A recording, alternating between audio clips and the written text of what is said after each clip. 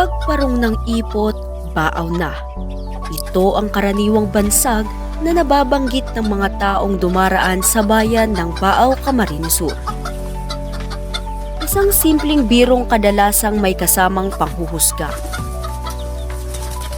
Para sa mga naninirahan sa lugar, ang amoy ay nagiging unang impresyon na tila ba sapat na upang tukuyin ang buong komunidad.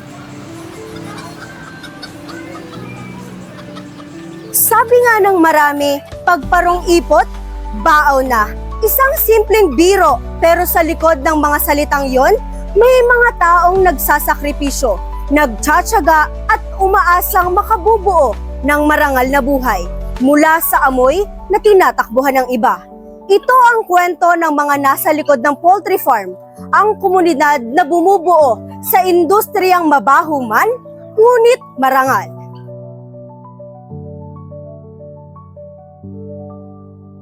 Para sa karamihan, ang amoy ay pangunahing maiuugnay sa dumi at kawalan ng kalinisan. Ngunit para sa mga taong nasa loob ng industriya, bahagi ito ng mas malawak na siklo, produksyon ng pagkain, paglikha ng trabaho at pagpapatuloy ng kabuhayan. Sa ganitong konteksto, isa sa mga poultry farm sa Baaw na may pangalang Lendes Poultry Farm ang sumalungat sa karaniwang bansag at nagpatunay na may mas malalim na dahilan ang katotohanan sa likod ng tinatawag na amoy ng manukan.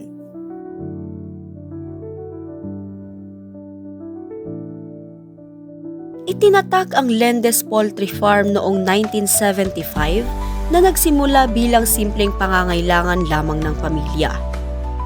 Look at the pictures. I have 8 children. I could not give them 1 egg a day because there was a slogan that 1 egg a day drives the doctor away. So in order for them to eat 1 egg a day, the family has to put up a poultry farm. Ang manukan ay may 2 empleyado lamang hanggang sa lumago ito sa mahigit 100 sa loob ng halos 5 dekada. This 100 of employees we have, if there is no opportunity for them to earn a living, all of them will go to the cities for their livelihood. And the disadvantage is father will stay far from the family. But with this poultry farm, they could earn just near their houses, just near their families, to be together in the evening.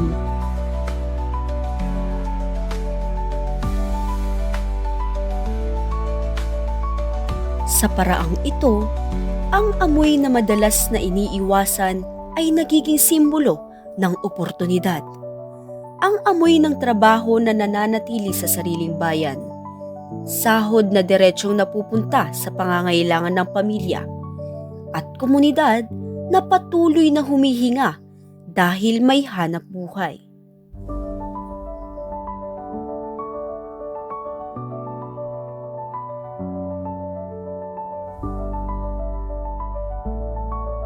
Ginigib mo ito sa at pag sa umaga magpapakain ng manok, tapos magpapatubig, tapos mga igaayos po kung kompleto po tawo, dapat laging alagaan na mga manok para di magkakasakit.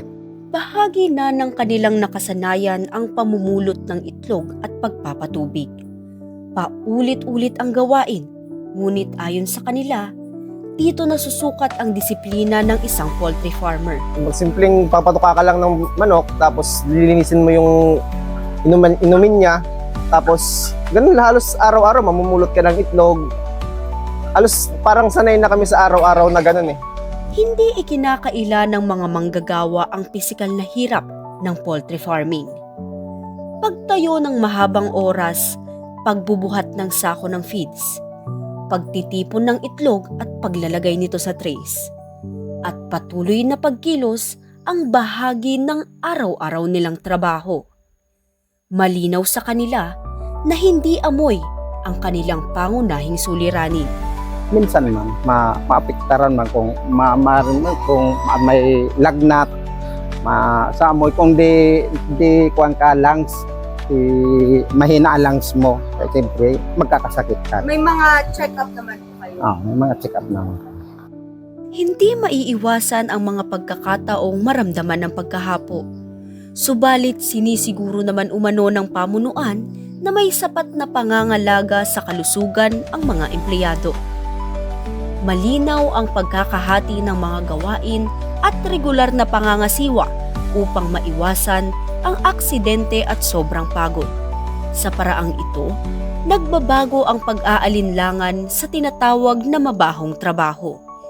Hindi hadlang ang amoy sa kalusugan kung may disiplina at tamang pamamahala. Sa halip, ito ay paalala ng sipag at responsibilidad.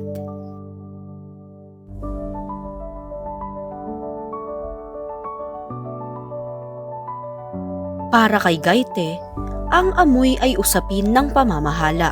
That is only a false connotation. It depends upon the owner. If you take care your farm well,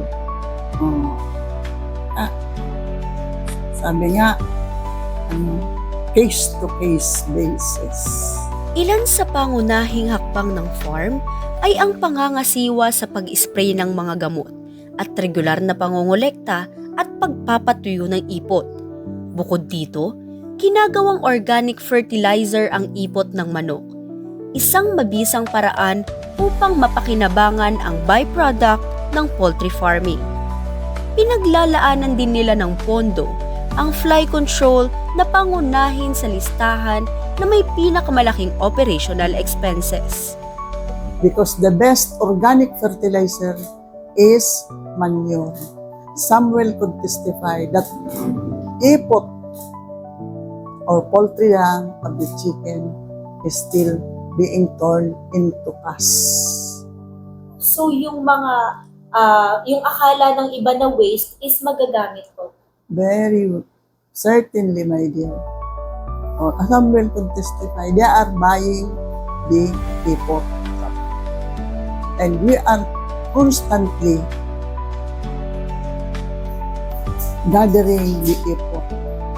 So it will not be watery because the source of the sometimes smelly because when it is diluted. But when it is dry, there is not so much smell.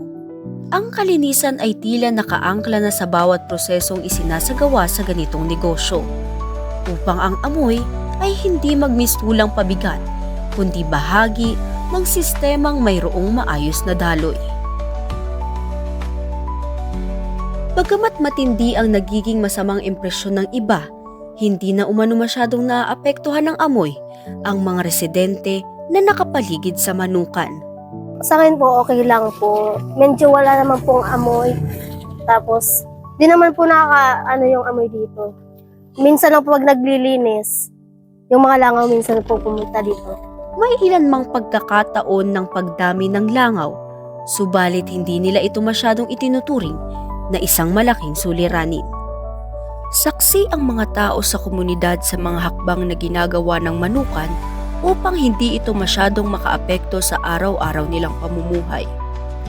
Ayon kay Ginang Pyra, isa ring residenteng nakatira malapit sa farm, hindi naman sila naaapektuhan kahit nag-i-spray ang poultry ng mga gamot panlaban sa mga housefly at pagsingaw ng amoy. Para sa komunidad, mas nangingibabaw ang benepisyong dulot ng poultry farm sa aspeto ng trabaho, kabuhayan at murang supply ng itlog. Sa patuloy na pagmarcha ng panahon, modernisasyon ay napag-uusapan. Ang papel ng automation at artificial intelligence sa poultry farming ay nagbubukas ng makabagong solusyon.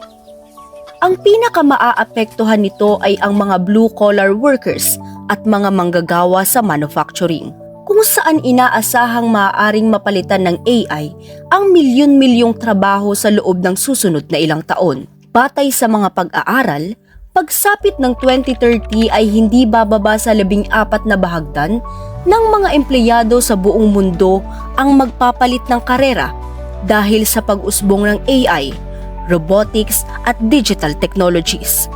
Sa kontekstong ito, sumasalamin ang hamon ng balanseng pag-unlad kung paano mapapakinabangan ang teknolohiya nang hindi iniiwan ang mga manggagawang umaasa sa tradisyonal at mano-manong paghahanap buhay. Ngunit para kay Gaite, mas maganda pa rin ang totoong tao na nagtatrabaho kaysa sa makina. Not yet so fitting, not yet so adaptable. First of all, we have so many applicants. Maganda sana ang automation, pero yan lang magandang pakinggan. Pero not yet applicable to our place because you cannot rely on our electric supply. Pag mapundo sa electric, pundo man so makina. Pero sa tao, could contain. Para sa mga manggagawa tulad ni Arnold at Levi, mas mahalaga ang mano-manong trabaho, mas maganda ang gawa at mas maraming natutulungan. Ang pagpili laban sa labis na automation ay isang paninindigan, pagpapanatili ng trabaho bilang pangunahing layunin ng agrikultura. Sa loob ng 5 dekada, ang Lendes Poultry Farm ay nananatiling nakatayo dahil sa tiyaga, paniniwala at pananampalataya.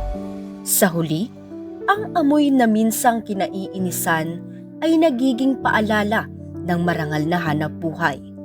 Sa likod nito ay ang mga pamilya na ang pangunahing kabuhayan ay produkto ng agrikultura at ang mga manggagawang buong araw na lumalaban sa dagok ng mundo.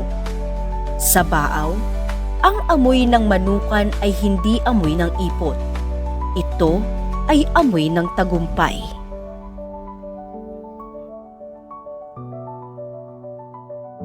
Sa bayan ng Baaw, hindi lang ipot ang kumakalat sa hangin, kundi mga kwento ng tiyaga at kabuhayan.